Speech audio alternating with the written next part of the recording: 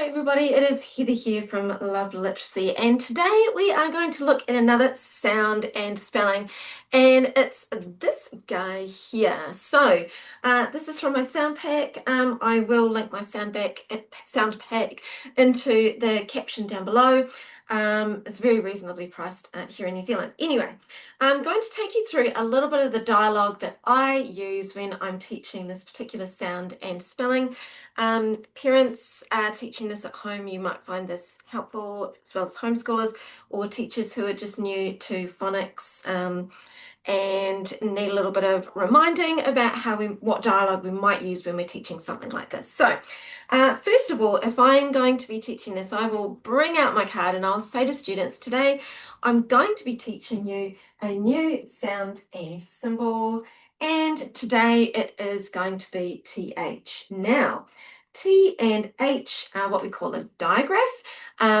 Each letter has its own individual sound, but they come together to form one new sound. Now, TH is a little bit unique. It actually has two sounds. So I should say it comes together to form two distinct sounds. So one of the sounds we can call like a wind sound or a breath sound, and the other type of sound here has what we call a voiced sound. Sometimes I will show this to students as well, but sort of varying depending on where the cognitive load is with your students. So let's look first at the unvoiced sound, or the wind sound there. Unvoiced sound of sounds like this. It sounds like this. So you can't actually hear it. I'm putting the motion together with my tongue and my teeth, and you get a lovely view of my braces, but you can't hear it. And we'll hear it in words, or see it in words like thin and thing and moth. And the other sound, obviously, is the voiced sound. So there we are. And we hear it as th. So it's same motion, but we put the sound in here. So th. And we have it in words like this, them, and with. So as you can see, TH can either sit at the beginning of a word, or it can sit at the end of a word.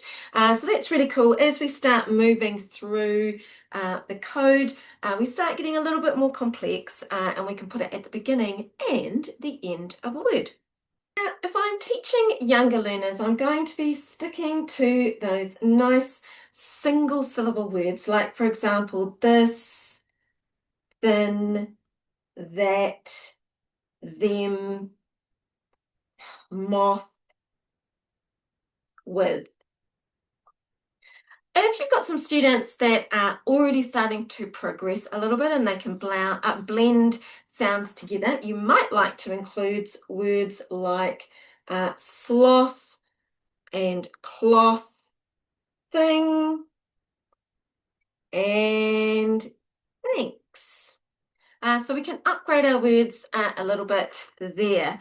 Now, with our older learners, a lot of the time I find that if I'm working with older learners who are saying perhaps years 8, 9, and 10, they're quite good readers, but they just need a little bit of support with their spelling. So you can still get them reading some quite cool words, but show them how to spell these words. So for example, oh golly, my pen's running out. You might have the word thistle, or you might have the word theatre, or theatre, depending on which spelling you choose there.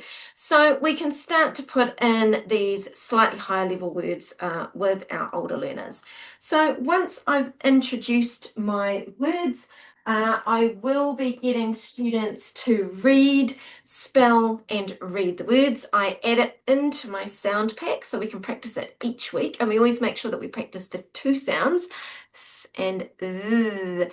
And then I will make sure that I put the words that I've used into connected text. So our aim is to pass these words into long-term memory. And in order to orthographically map these words, we need to make meaning from them as well. That's the final piece of the puzzle. So putting them into connected text. And then another really good thing to do is to incorporate these words in gameplay.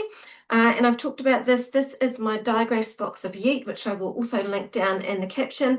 And within this box here, we've got our sh, ch, w, qu words. And so all you need to do is pull out some of your TH words like them and moth and math, and you can play with them. If you've already taught sh and ch, you've now got an extra one to add in. That is the purple digraphs box. Add them into your blends. If you've already taught blends, add them into your CBC words as well. And that way you can keep extending and rolling back to words and sounds already taught. So there you go. That is our digraph TH, 2 sounds. And I also forgot to say that it's the only sound you make where you poke your tongue out. So sometimes that can be a bit of a draw card and something fun for kids as well. So I should have mentioned that at the beginning. But there you go. There is digraph TH. If you find that useful, give me a like, give me a subscribe, let me know. And I will endeavour to put a few more of these videos together to help you on your literacy journey.